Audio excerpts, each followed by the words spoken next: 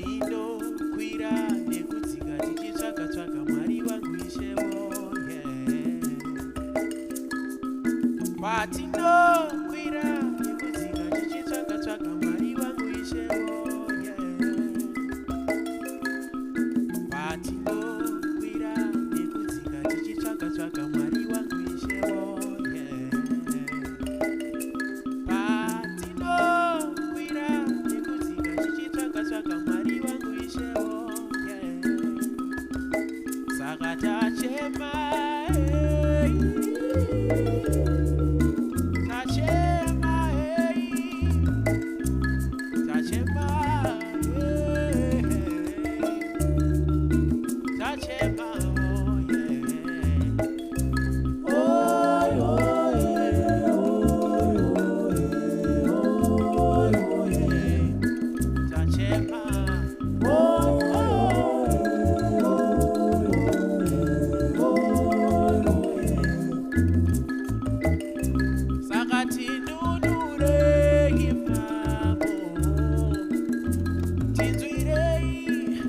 Shall we say